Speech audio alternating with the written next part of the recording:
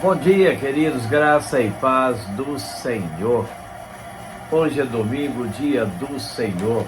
Nós estamos aqui para trazer para você a última lição desse trimestre da nossa EBD, Revista Palavra e Vida. Estudamos nesse trimestre as cartas, ou melhor, a carta de Paulo aos Romanos, a lição de número 13, palavras finais. Primeiro momento, Romanos 15, de 14 a 33. Paulo, depois de todos os ensinamentos que deu em toda a carta, assume um tom muito moderado, dizendo: estou convencido de que vocês estão cheios de bondade e plenamente instruídos, sendo capazes de aconselharem-se uns aos outros. Romanos 15, 14. Não há em Paulo nenhum desejo de recriminação, mas sim de motivação. O desejo do apóstolo não era derrubar ou afligir a congregação por meio de críticas vorazes, mas edificar a igreja romana por meio de recordação daquilo que eles já sabiam sobre a graça de Deus. Ele, de fato, falava com franqueza, mas não de modo rude, pois sua finalidade era capacitar os irmãos e irmãs a se tornarem cada dia mais conscientes de sua fé. Paulo, com isso, ensina-nos o caminho que devemos. Desculpe.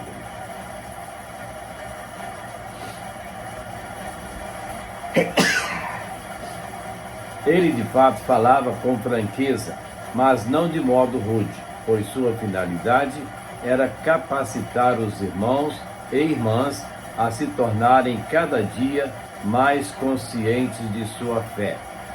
Paulo, com isso, ensina-nos o caminho que devemos seguir para a edificação da igreja, um caminho de cordialidade e não de agressividade. Romanos 15, 14. Paulo, com certeza, era um ser humano desprendido, tendo deixado uma carreira de sucesso aos olhos humanos para se entregar ao ministério que Deus lhe deu. Filipenses 3. Ele fazia parte da elite político-religiosa de sua época, porém abandonou o passado a fim de seguir Jesus e cumprir o chamado para ele proposto, ser ministro para os gentios. Romanos 15, 16. A palavra ministro é a tradução de leitorgos, pessoa que fazia algum serviço público ou dirigia uma cerimônia religiosa, ocupando uma função sacerdotal. No caso de Paulo, ele se apresenta como um sacerdote que oferta um serviço para Deus, oferecendo-se como um sacrifício vivo a Cristo, sendo um instrumento nas mãos do seu Senhor.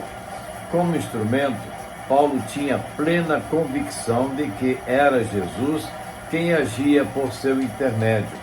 Paulo tinha certeza de que quem sustenta a obra de Deus é o próprio Deus, razão pela qual o apóstolo desejava anunciar o Evangelho a todos os povos não alcançados. Romanos 15, 16 a 21. Segundo momento da nossa lição, Romanos 15, de 22 a 33. Aqui Paulo está compartilhando com os irmãos e as irmãs seu plano de pregar o Evangelho na Espanha. Ele desejava ir para a Espanha, pois ele ficava no limite do oeste europeu, ou seja, o limite do mundo da época de Paulo. Logo, os confins da terra, ele certamente almejava levar as boas novas de Deus o mais longe que pudesse. a fim de cumprir a grande comissão. Mas, antes de chegar à Espanha, o apóstolo ainda queria cumprir 2 itinerários: ir a Jerusalém e passar em Roma. Sua viagem a Roma tinha 2 objetivos. Primeiro, desfrutar um tempo com a Igreja de Roma. Segundo, conseguir um financiamento para chegar à Espanha, viagem que possivelmente Paulo não conseguiu fazer. Apesar de começar a falar de sua visita à Igreja Romana e de sua ida à Espanha, o plano imediato de Paulo era ir a Jerusalém, a fim de levar as ofertas recolhidas na Macedônia e na Acaia, 1 aos Coríntios 16, 1-4 e 2 aos Coríntios 8 e 9, para ajudar irmãos e irmãs de origem judaica. Essa oferta era muito necessária para a Igreja de Jerusalém, pois a cidade funcionava em torno do templo, sendo ele uma fonte importante de geração de emprego. Os sacerdotes e líderes do templo, entretanto, eram os saduceus, sendo estes inimigos de Jesus e de seu seguimento. Muitos cristãos confessos que trabalhavam em torno ou no templo perderam seus empregos nesse período e caíram na pobreza. Fazia-se necessário que essa oferta chegasse o mais rápido possível nessa comunidade de fé. Assim, sabemos que Paulo estava indo para Jerusalém e planejava sua viagem para a Espanha, lugar que, até onde sabemos, Paulo nunca esteve. Em Jerusalém, contudo, ele enfrentou grande perseguição e foi preso, ficando detido por 4 anos, 2 deles em Cesareia e 2 em Roma, Atos 21-28. Como podemos observar, o apóstolo sempre fazia suas tarefas de modo planejado, razão porque conseguiu evangelizar quase todo mundo conhecido de sua época. Acreditar na atuação do Espírito Santo não anula a necessidade de sermos responsáveis quando estamos pensando e executando a obra de Deus. A atuação do Espírito Santo não anula nosso cuidado de tratar a obra de Deus com seriedade. Por isso, é preciso planejar, sendo orientados pelo Espírito de Deus. Como vimos, nem todo o desejo de Paulo se concretizou, mas foi a organização, o querer e a dependência que Paulo tinha de Deus que fez dele essa pessoa que tanto admiramos. Terceiro momento da nossa lição, Romanos 16. Esse capítulo começa com Paulo recomendando a irmã Febe, serva da igreja de Cencreia. Cencreia era o porto da cidade de Corinto.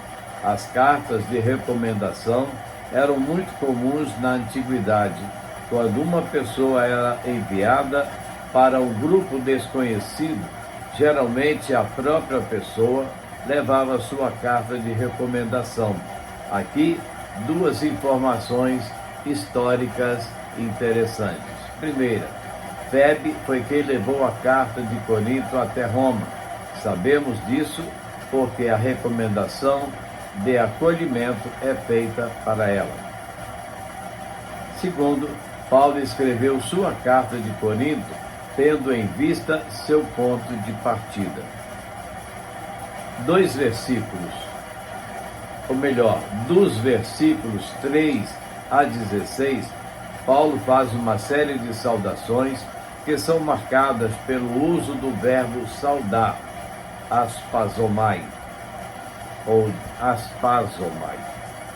E por serem feitas em 2 partes, a primeira tem por objetivo ajudar a igreja em Roma a reconhecer seus líderes, tanto judeus como Priscila e Áquila, quanto os gentios como Urbano. Como já foi dito, a igreja em Roma vivia em crise em que os judeus e gentios estavam tendo problemas para manter a unidade e nada melhor que reconhecer lideranças de ambos os grupos para acalmar os ânimos. Em seguida, ele escreve a segunda parte da saudação, que tem a função de apresentar a saudação dos colaboradores que estão com Paulo no momento da escrita da carta. Por fim, uma bênção é impetrada e tem por finalidade valorizar a carta, meio pelo qual o crente recebe a salvação, seus benefícios e sua origem divina. Romanos 16, 20 a 24. Outra característica lindíssima dessa saudação é que Paulo tem o cuidado de apresentar cada líder por meio de características pessoais. Isso nos mostra que Paulo os conhecia bem e se preocupava com eles como pessoas. E este é o modelo de liderança bíblico. Lideramos por meio de relacionamentos reais e palpáveis. Em Romanos 16, 17 a 20, entre as saudações, Paulo dá um último conselho, orientando a igreja a se resguardar daqueles que causam divisão e pervertem o ensino. Ele afirma que tais pessoas não servem a Cristo, mas aos próprios apetites. A forma que eles usam para fazer tal coisa é pelo uso de suaves palavras. Suaves palavras é a tradução de cristologia, que era o termo usado para pessoas que falam bem, mas agem mal. Essa figura parece muito com a dos fariseus, que colocavam fardos, um conjunto de doutrina na tradição rabínica, sobre o povo, mas eles próprios não conseguiam cumprir. Mateus 23, verso 4. Esses homens alcançam corações ingênuos e os manipulam a seu bel prazer. O modo de enfrentar tais pessoas é alcançando a sabedoria, que na tradição bíblica vem de Deus e nos faz desenvolver o bem viver, ou seja, o sábio é aquele que teme a Deus e tem em Deus o discernimento do que é bom ou mal. Salmo 111, verso 10. Paulo encerra essa sessão afirmando que Deus julgará Satanás, ser que usa os falsos mestres. Nossa vitória sempre virá da parte de Deus. Por fim, em Romanos 16, 25 a 27, Paulo chega ao fim da carta aos Romanos com uma expressão de louvor que chamamos de doxologia. Por meio dela, Paulo faz um lindo resumo do Evangelho que anunciou ao longo da epístola. É esse Evangelho que o apóstolo pregou e amou, e deve ser esse Evangelho que nós hoje amamos e pregamos.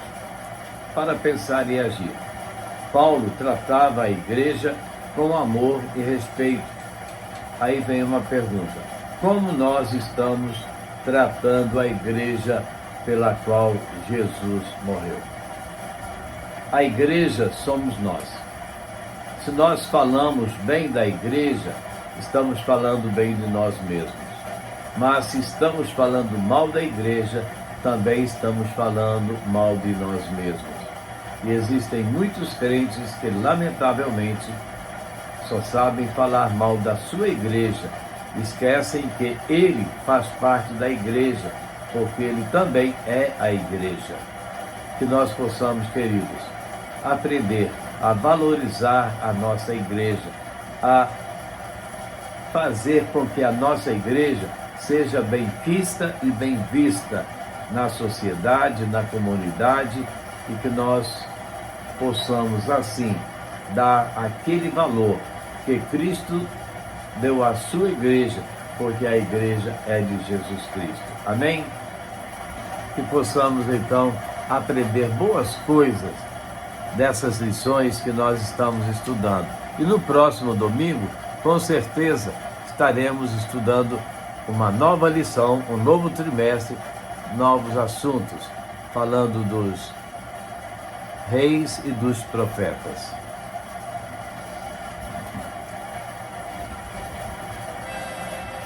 Mas antes de eu tocarmos nessa última música, vamos orar? Nosso Deus e Pai, obrigado, Deus, por essas lições maravilhosas que nós estudamos ao longo desse trimestre, ao longo desses domingos, Pai. Que nós possamos, Senhor, aprender a viver como servos Teus, a amar as nossas igrejas, a amar os nossos irmãos, a valorizar a igreja que nós pertencemos, porque nós fazemos parte, nós somos a igreja. E que o nome do Senhor Jesus seja exaltado, engrandecido e enaltecido. Muito obrigado, Deus, porque o Senhor cuida de nós. Ajuda-nos, ó Pai, na nossa caminhada cristã, dando-nos força, vigor e disposição para trabalhar na Tua obra. Ó Deus, muito obrigado, Pai. No nome de Jesus oramos. Amém.